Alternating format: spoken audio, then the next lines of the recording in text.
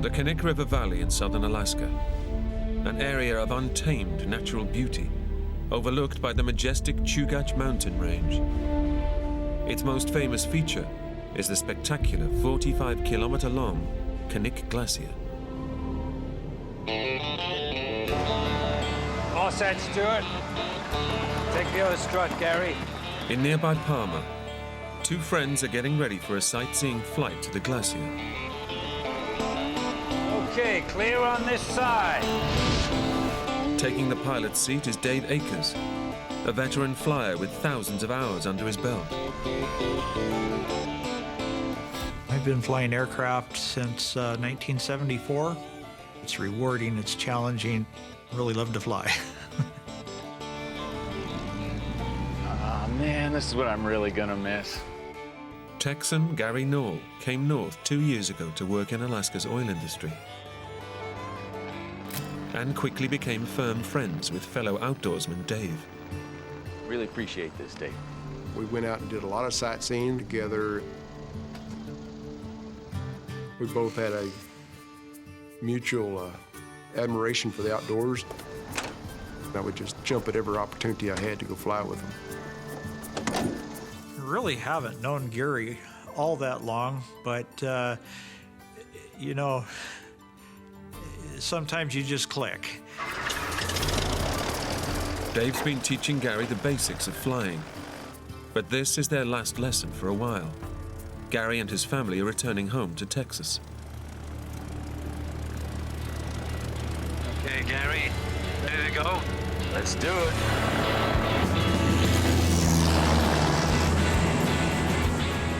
The 80-kilometer round trip should take no more than 2 hours. Dave and Gary plan to be back before dusk.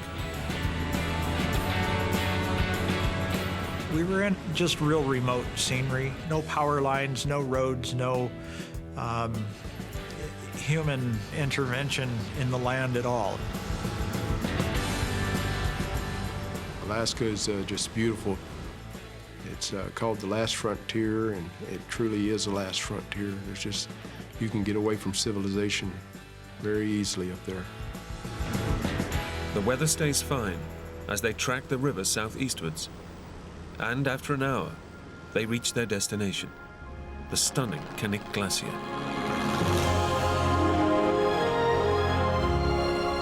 It's probably some of the most magnificent scenery that I can relate to. And I've seen a lot of country in my life.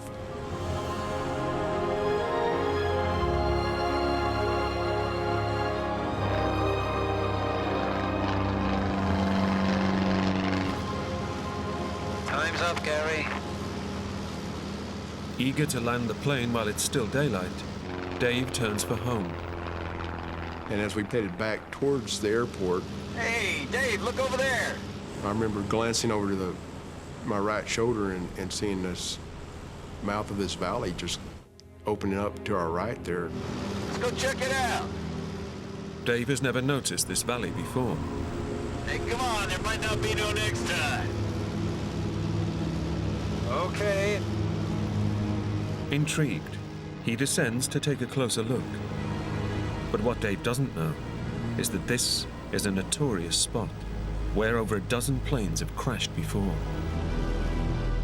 I had a lot of trust in the airplane and a lot of trust in my ability. Just wanted to kind of get a feel for the environment. 15 minutes later, Dave starts his climb out. The valley was back behind us. I remember Dave just giving it full throttle. We don't seem to be going up. I did a quick instrument scan and noticed that I was going down at 200 feet a minute. I thought, something's not right. I immediately knew we were in a downdraft.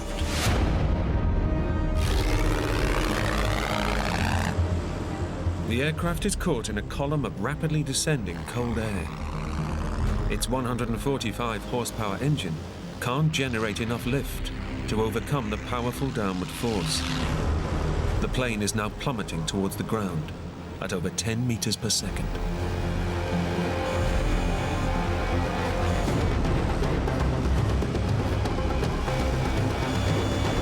I needed to keep my wings level and get my airspeed as low as possible because we were going to impact.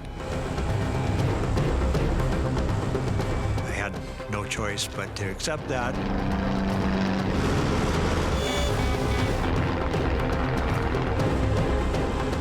I'll never forget him looking at me and saying, "We're gonna crash."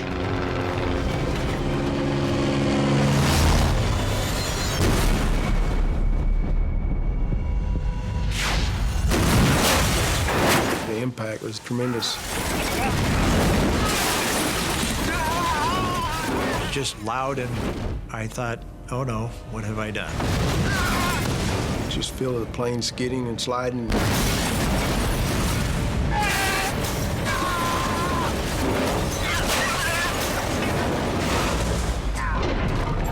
And then a big noise, and then the lights went out.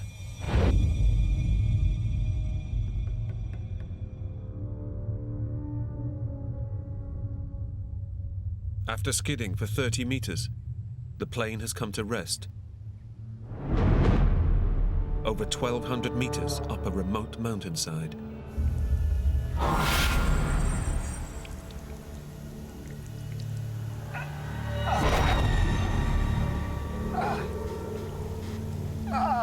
One of my first thoughts was, here I am covered in blood. I had a hard time focusing my eyes. Miraculously, both men have survived the crash. But Dave appears to be unconscious. I look around and I see Dave laid back in his seat and his eyes are just rolled up in his head. Dave. I'm thinking, man, this is not good. Dave. You hear me? I immediately start yelling at him and trying to get his attention. Dave, talk to me, man. He was incoherent. But their injuries are not the only problem. Dave, we gotta get out. Gasoline was just pouring out. The force of the impact has ruptured the plane's fuel tanks. Get the door. The wreck could catch fire and explode at any moment.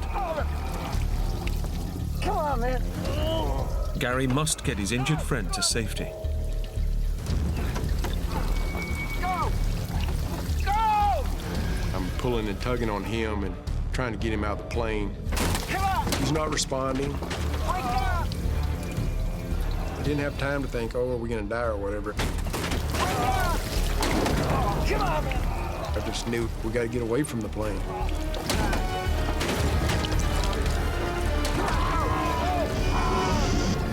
Come on. Just kept yelling at him, come on, Dave, we gotta move, we gotta get out of here. Gary finally manages to drag Dave clear of the wreckage and out of danger.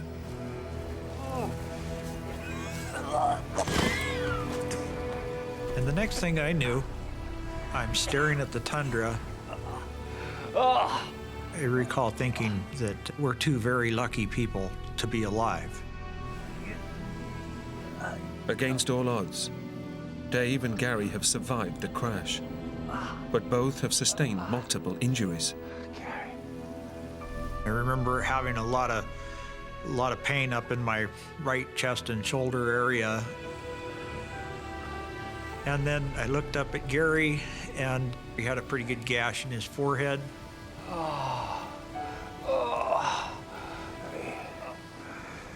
He don't look good. I'm okay.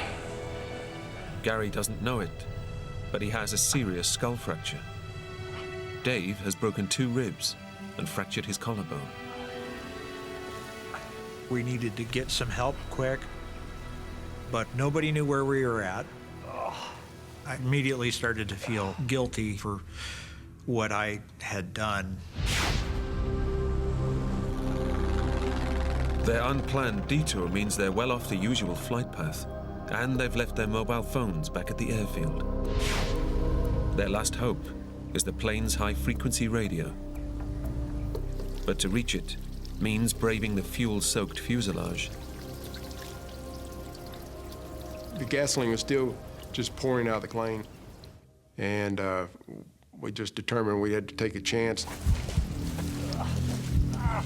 Gary grabs vital emergency gear, while Dave checks the radio. A single spark could ignite the fuel, turning the wreck into a lethal fireball. I reached over to the master switch.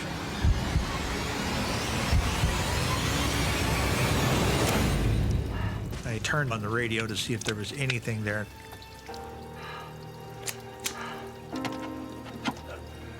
There wasn't any power. It was just dead.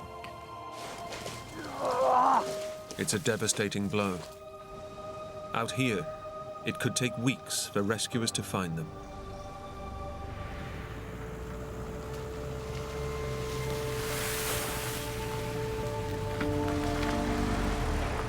At a small airport in New Mexico, Tommy Robbins has planned a surprise for his brother-in-law. I figured it would be very nice to rent an airplane and tour the area from the air. I was really looking forward to the flight. Larry Diamond and Tommy are on the last day of spending a week's vacation together. And Tommy hopes it will be the highlight of their trip. Besides being my brother-in-law, Larry was my friend. He wasn't as outdoorsy as I am. He was more of an indoor person, a city person. Larry was very excited about going up and flying around in the small airplane. Look at the lines on that. It was like a perfect place to go plane sightseeing. So why not? I'm on vacation, let's do something interesting like that. Hey, Justin. Hey, here you are, buddy. Today, Tommy's good friend, Justin Kirkbride, will be piloting the plane. This is our girl. Looking good. Yeah. Tommy asked me if I would take him up, and I said, sure, no problem. Looking good. You guys all set? You bet. Let's go flying.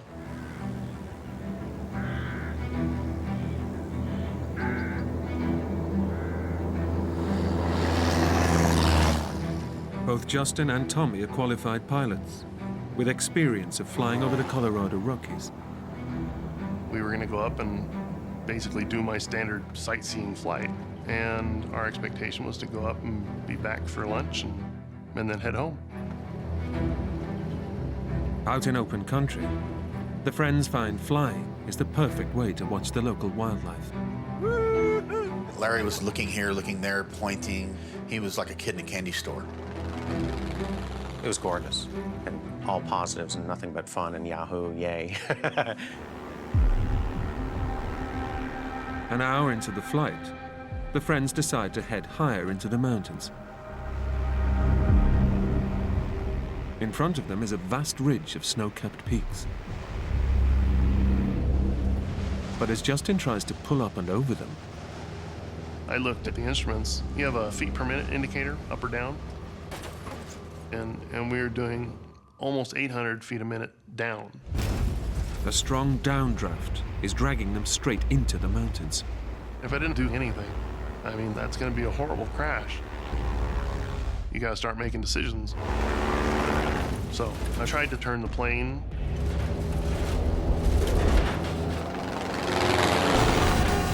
But the stall warning would beep. If you stall, then you fall out of the sky. What I needed to do was get us on the ground without killing anybody. Justin's pilot training kicks in. He knows he has to stay calm. At that point, it became about slowing the aircraft down to minimize the impact as much as possible. Your adrenaline goes off like crazy. All of a sudden, you're about to die. Time slows down.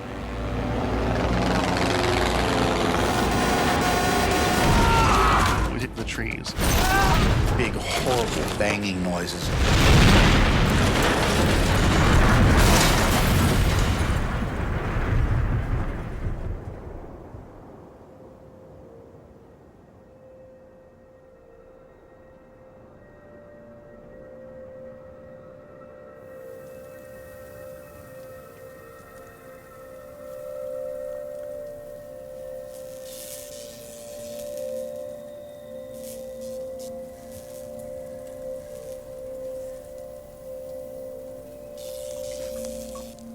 miraculously, Justin is completely unscathed.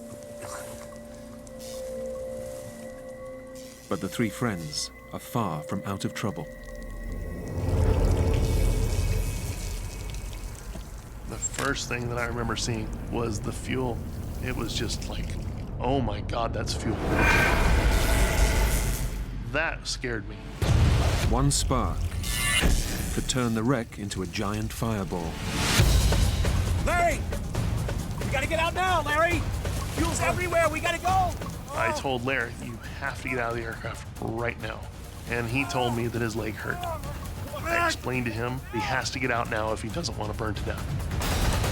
Finally got it together. I managed to go backward out of the plane.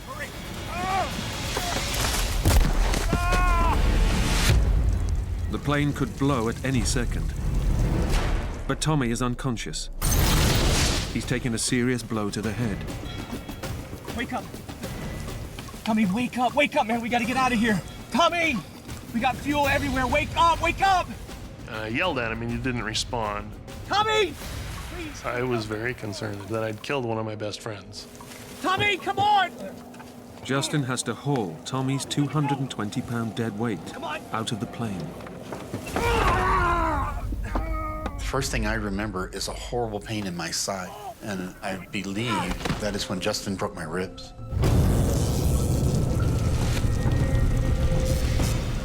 The three friends have to get away from the fuel-soaked wreck. But Larry can't walk. As soon as I put any weight on the leg, I just fell over, I immediately fell over and screamed. Larry, get up! Come on, stand up! Stand up! Attaboy, come on! Go! When I got him to his feet, the pain in my side was excruciating. But I felt it was more important to get away from the gasoline than it was to worry about the pain.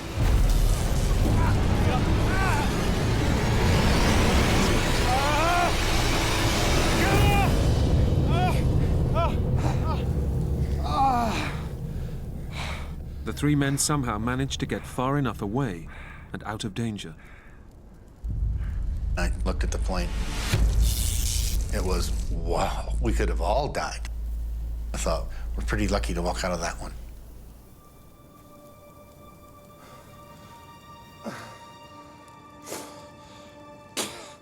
Tommy and Larry are both seriously injured. As well as his broken ribs, Tommy has also taken a massive impact to his head. There's no way of telling if he has brain damage or internal bleeding. The most life-threatening injury I had was the blow to the side of my head that had knocked me unconscious.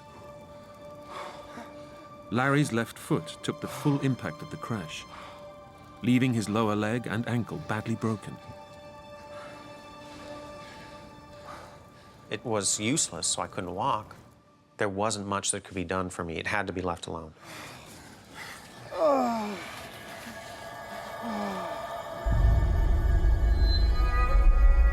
Tommy and Larry both need emergency medical care before it's too late.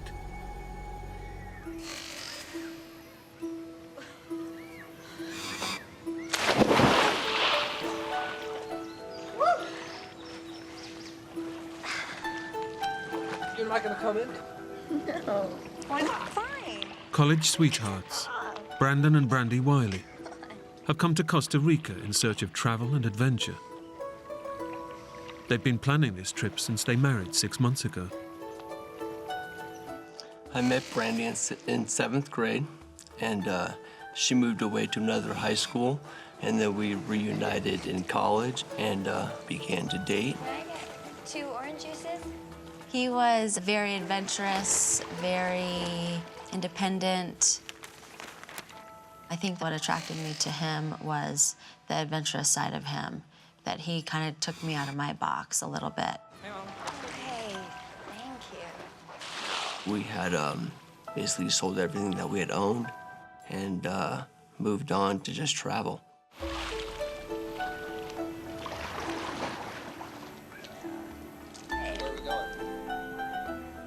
I think what was attractive most to us was the fact of the unknown, the fact that we could just pack our bare essentials and X amount of money and see what happens.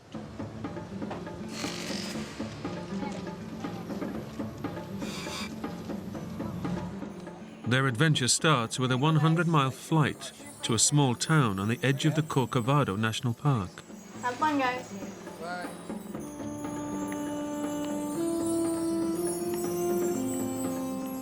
But getting there means a 30-minute journey on a small aircraft, something Brandy is dreading. See, it's not so bad, is it? I guess not. Flying was something that I did not like to do. I remember it being a little scary because it was just a little puddle jumper. It wasn't tall enough for you to stand up straight. It was really small. It was really small. No, let's sit in the front row. Come on, it'd be really cool. We can sit at the cockpit. No, let's just sit one seat behind. Brandon said, "Hey, babe, let's go sit in the front row." I think because of my fear, I said, "No, let's just sit one seat behind." So we sat in the second row. There are 6 passengers on today's flight. Last to board is American expat Michael Packard, who lives in Costa Rica and regularly takes this trip. How you doing? Hey, I'm Michael. Brandon. Brandon? Brandy. Nice to meet you. Brandy? I've done the flight so many times that I was just looking forward to reading my book and getting back to town.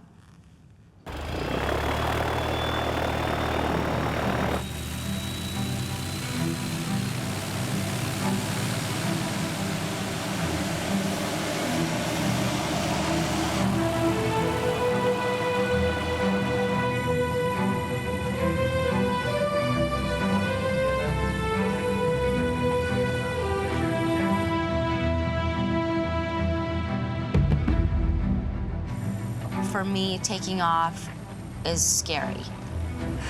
Hey, it's gonna be okay, baby. So I remember just concentrating on being still and just being calm and breathing.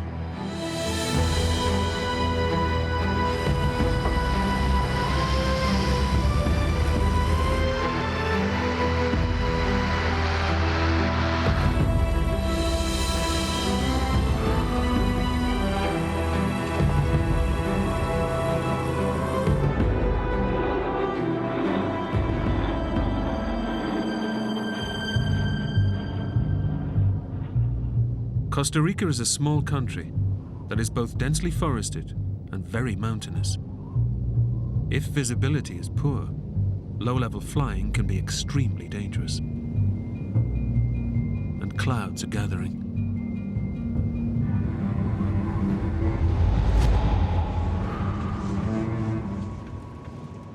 When I look out of the window and I see clouds, that's a little frightening to me.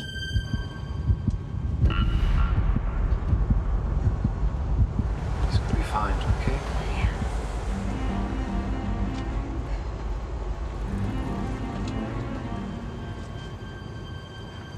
I don't particularly like flying up there because it is a rough ride sometimes. They are small planes. But on this flight, Michael sees something out of the ordinary. I noticed the two pilots conferring with each other, looking a little concerned. And I realized what they were doing was looking at coordinates in these books, trying to pinpoint their position because they weren't sure where they were.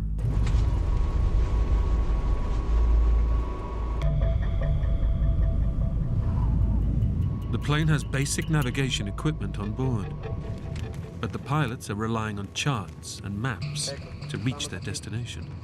But now they're flying in dense cloud and almost zero visibility. They're unaware that they're already off course and heading for a mountain.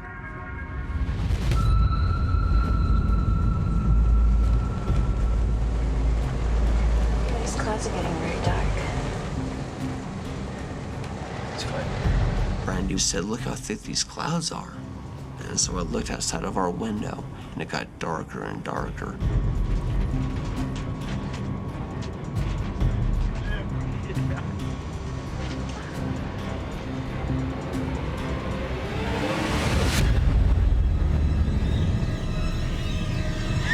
Oh my God!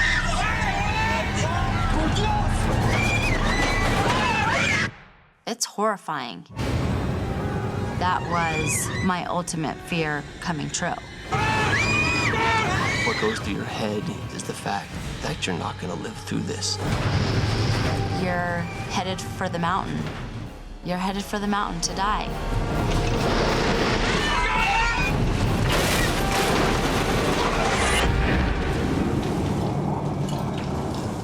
I remember thinking, we're not flying anymore. We're going through the trees. Is this even happening? My stomach dropped. My mind just went blank. To hear things break apart, just the sound that it makes is unbelievable. My first thought was, you're not getting out of this.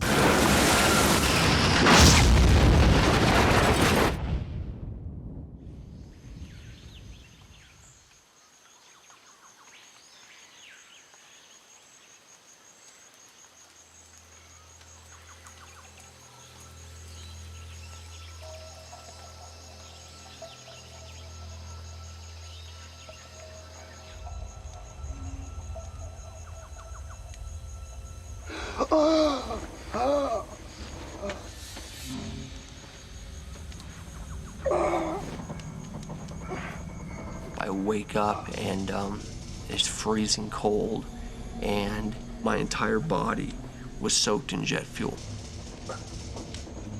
I was in a plane on vacation, and now I'm in a black hole that I can't move my legs, and it's blood just everywhere.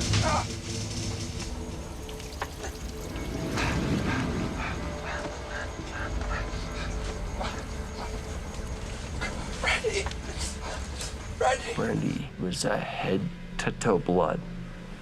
And I remember thinking, oh my God. Brandy! Brandy! Brandy!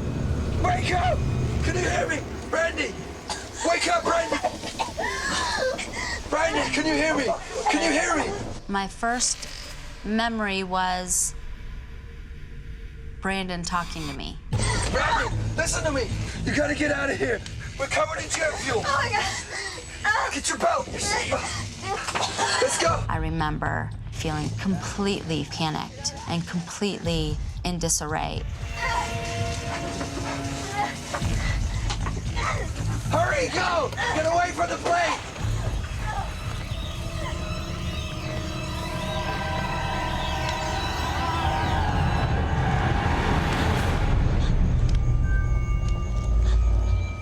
Outside the plane, Brandy is horrified by the devastation of the wreckage and the bodies of the two pilots.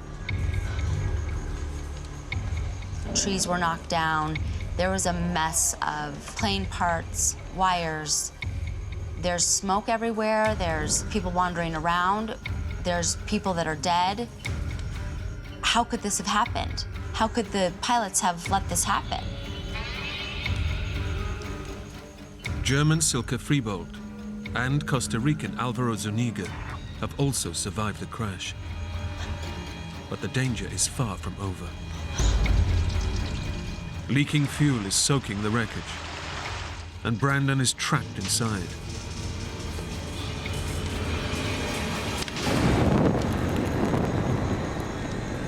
Brandon! Get out of the plane! It's on fire! I just remember having something on my legs. Brandon is pinned under the body of a dead passenger, Costa Rican Adolfo Strasburger. Hurry up, Brandon! Go! Get away from the plane! Get away from the plane! Quick!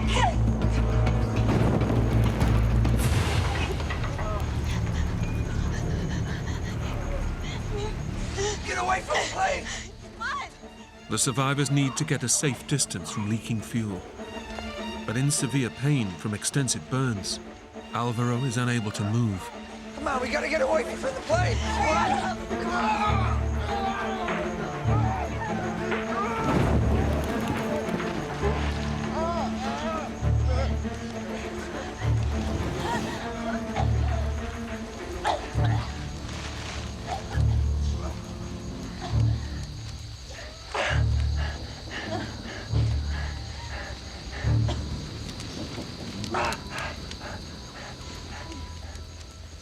Now able to take in the extent of the wreckage, Brandon and Brandy realize just how lucky they are to be alive. The wings were ripped off, and the fuselage was turned upside down, and from the seat in front of us, the plane was completely dismantled. Hey, let's sit in the front. Oh, let's just sit one seat behind. By total chance, Brandy's request that they sit in the second row has saved their lives. I just remember thinking, there's no reason and no way that we should be alive right now. If anyone were to be sitting in that front row, they would have been killed. We should have died. No rhyme or reason about it.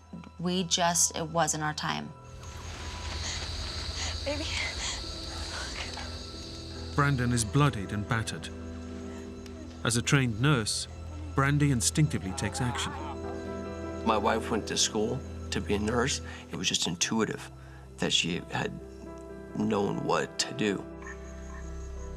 He had broken all the bones around his eye, and his face was swollen.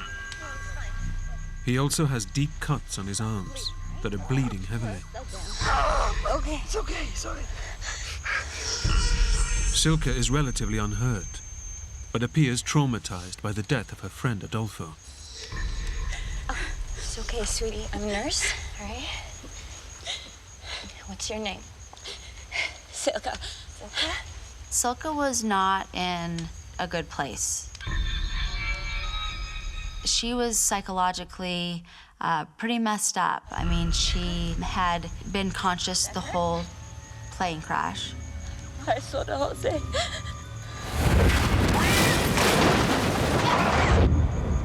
I was really worried about her mentally.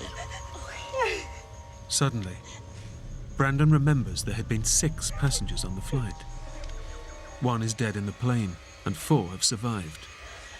So someone is missing. I'm Michael. Brandon. Where's Michael? It's early in the morning, and a group of ecologists are about to go on a special charter flight. They'll be flying into one of the remotest parts of Central Africa, the Luano Valley in Zambia. Graham Child from Zimbabwe is leading the team. I've worked all over the world, but my real love is the central part of Africa. You have fantastic wildlife. Clive English has flown over from the UK, especially to work with Graham. The chance to do this work with somebody like Graham was just a real opportunity that nobody would ever turn down. Come on, the weather's perfect.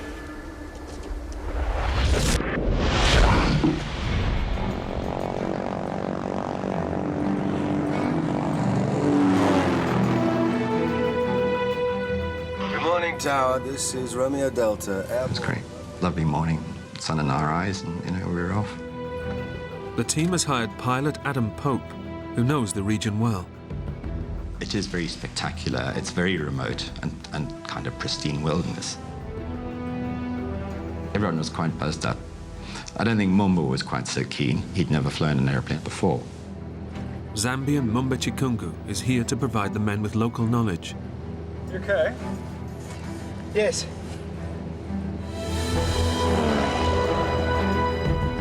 The men are planning to establish a conservation park in the area. And the aim of this morning is to spot large herds of buffalo. As we flew around, we saw about 6 or 7 elephants. We were really looking for buffalo.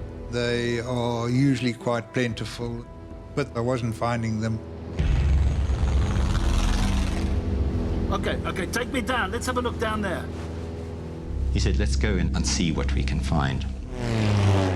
They're flying towards a wetland area where buffalo might gather. But this means flying in close to a huge escarpment rock face. We had to get in quite close to this escarpment to be able to have a look at them properly. We were traveling quite fast. Hold on. The closer they get to the escarpment, the more turbulent the air becomes.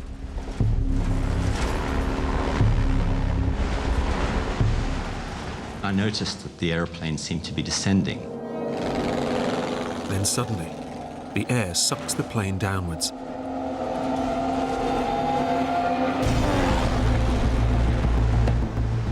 You get these vortexes that come off the ridge, and we'd flown into one of those.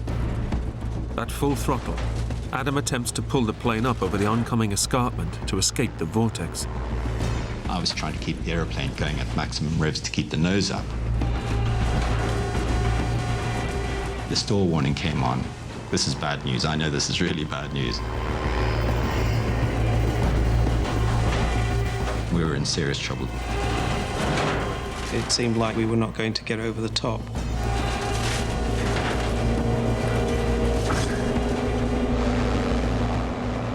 Just seconds before impact,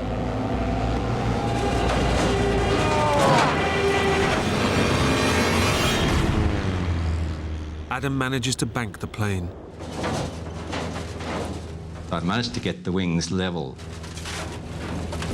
but we were going down. Going in! We're going in!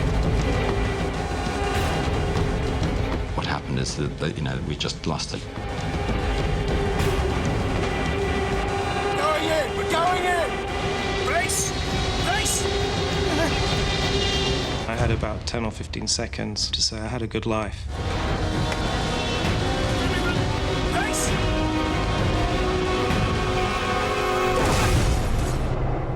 And then we hit.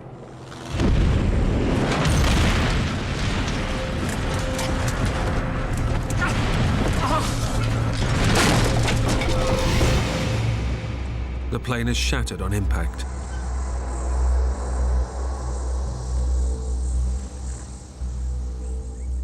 All 4 men are trapped inside the fuselage.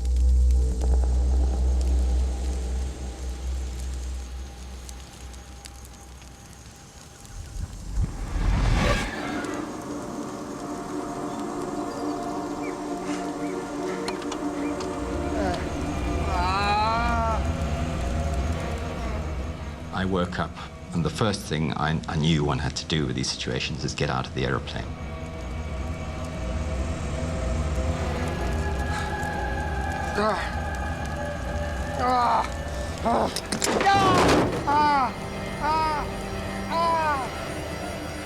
Get out!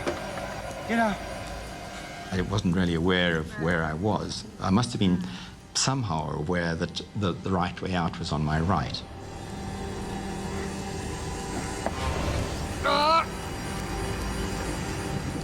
Pilot Adam struggles to free himself from the wreckage. He's in for a shock. I landed on the wing, but then, there was this huge pain. Shoots through your whole body like an electric shock. And I immediately knew I'd broken my back. Adam has escaped the burning fuselage, but he's now helpless on the wing, where the fuel for the plane is stored. Fire! As fuel leaks closer to the flames, we still had a significant amount of fuel on board, and I was lying on it. The smallest drop could ignite the fuel tank, turning the plane and all 4 men into a fireball. Fire! Fire! Get out! Get out! Mumba scrambles clear, but Clive is still inside the wreckage. I remember waking up. First thing I saw was Adam lying on the wing. I smelled aviation fuel. I thought I had to get out of here. Get out! Get out now! It was hot and it was horrible, and there was just carnage everywhere. There was a very steep slope, and I just rolled down the hill.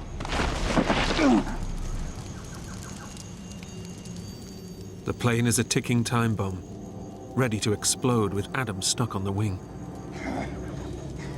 I was scared. I thought, this is not good. There was flame coming out of the engine. There was a fair amount of fuel leaking from the wing. Fuel is very, very explosive stuff, and the slightest spark or flame, the whole thing fireballs.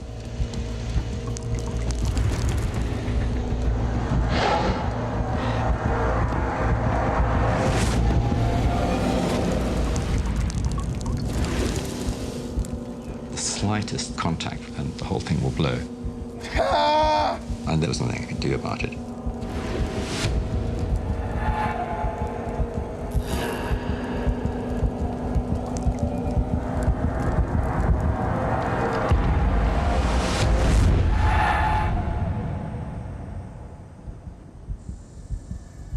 Miraculously, the fire burns out. The most immediate danger is over.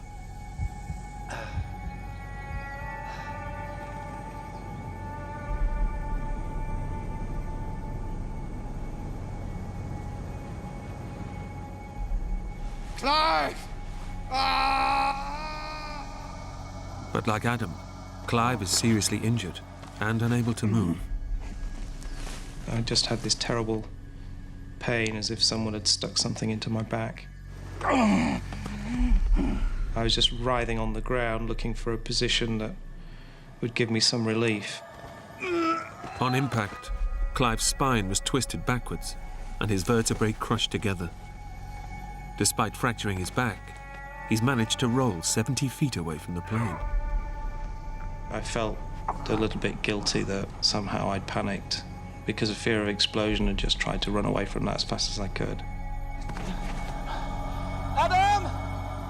Clive has no idea if his colleagues have survived. I could see the plane, but I couldn't really see any detail. I couldn't see Adam. I could just see the plane from where I was lying. Adam! Clive! Adam, are you okay?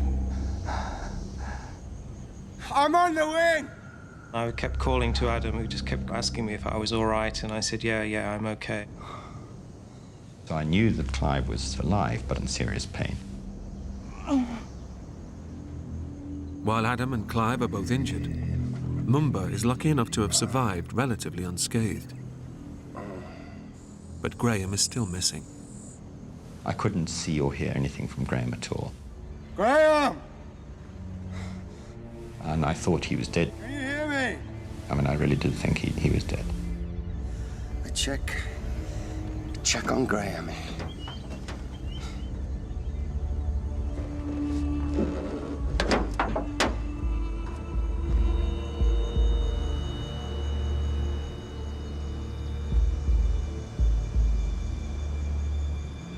Mumba, is he okay?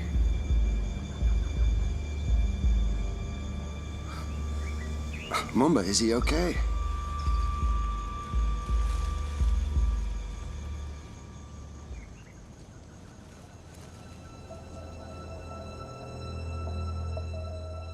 Zimbabwe, Africa.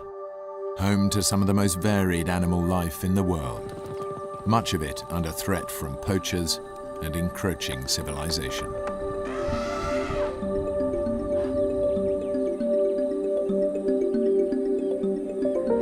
Greg Rasmussen was born in England but came to Africa as a young boy. For the past 12 years, he's dedicated himself to saving a rare species of African dog on the brink of extinction. I've always been passionate about wildlife from day one. I mean, even as a child, I love the bush, I love Africa. It holds an endless fascination. I mean, it's always changing, and there's just so much to learn. It's like a book that just never ends. Greg is one of the few pilots in the area, and even though he's busy with his own project, he's agreed to help a fellow conservationist search for a lost rhino. People very concerned about the rhino, and National Park said, would I assist? And I said, of course I will. If wildlife needs help, I'll help. Greg's a capable pilot, but flying a plane and tracking animals requires intense concentration, and he'll be flying over unfamiliar terrain. And I was aware of that, I was fully aware of that, but we had rhinos that needed locating. There were poachers out there. I mean, you can't turn your back. I can't turn my back on things like that.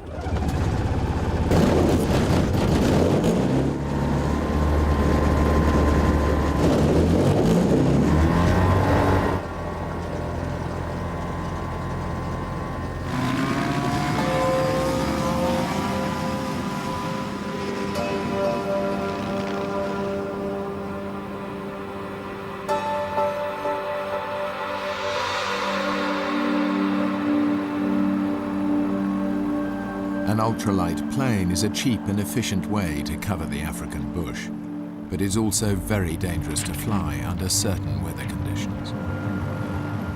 Temperatures in the day can be very, very hot. Tricky flying conditions for a light aircraft. Because, you know, it's hot, the air's thin. So it's quite hard keeping the plane up in the air.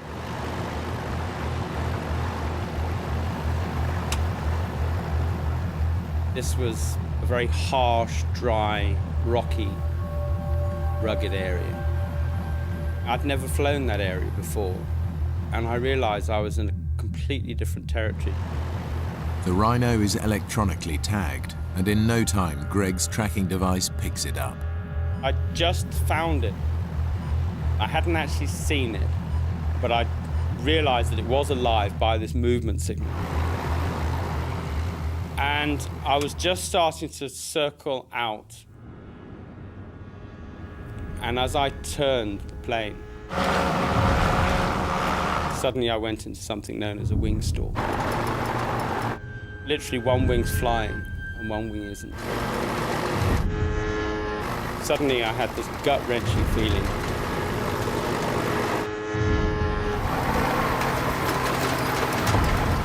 I put full power on the rudder. Pulling back on the stick, I was doing the right thing, and it wasn't working. And the plane started to go down in a spiral. And the ground were coming up pretty damn fast. And then there's a split second. You know you passed the point of any return.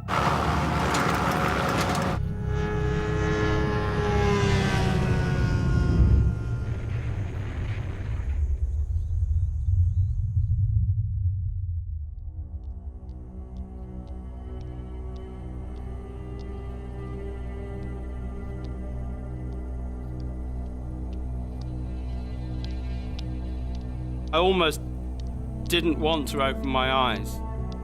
I didn't know what I was going to see, what I was going to feel, what I was going to find.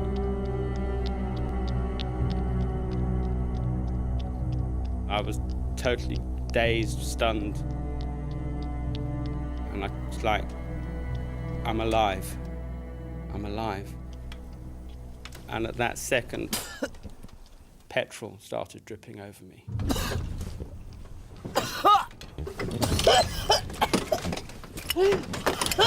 And I just pulled myself out, literally almost fell out of the plane. As the petrol started to come down, I had these visions of this wall of fire.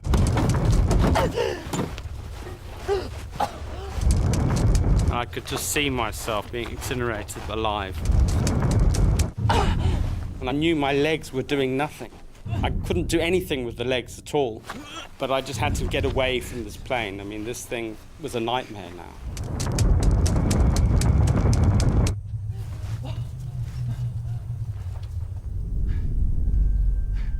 And then I suddenly thought, Mayday. I've got to call Mayday. And I didn't want to go back to that plane. I didn't want to go near it. But I had to brave it, because I knew that that was my only means of survival. And I knew the quicker I got a message out, the better. Greg has to try and make a call. No one knows exactly where he is or that he has crashed. He has no survival gear with him, no food, no water, and he's severely injured. Mayday! Mayday! And the whole handset was hot. The crash had short-circuited all the batteries and had literally fried my only means of survival, the emergency radio. And then something happened that literally just changed almost everything. The pain hit, because the adrenaline had worn off. On the outside of his body, Greg has only a few superficial scrapes, but inside he is bleeding badly, and his legs are broken in 6 different places. That was a pain that I'd never experienced before. Anything like it, anything that even came close to it.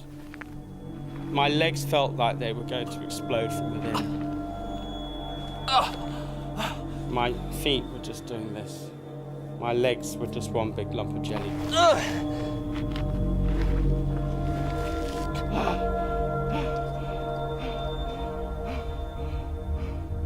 And I realized I had to stay in control. You know, I had to be in control of the situation, because if you lose control, that's it. I was going to be a goner.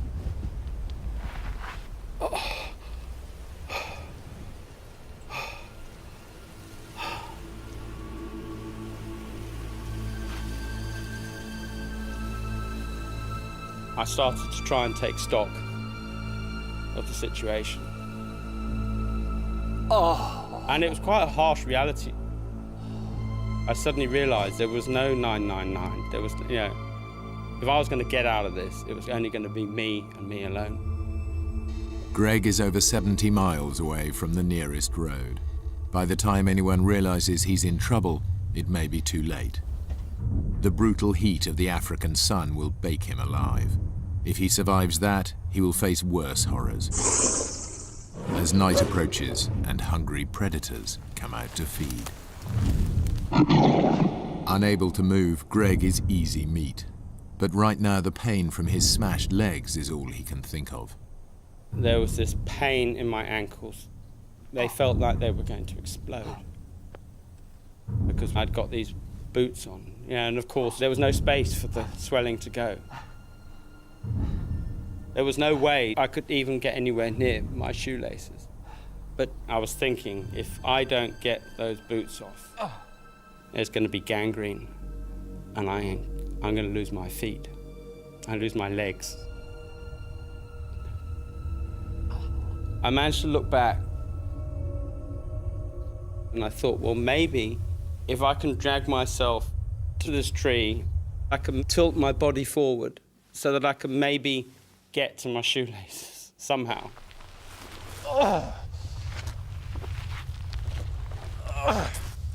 I wanted to stop that pain. Because, I mean, it was like my foot was exploding.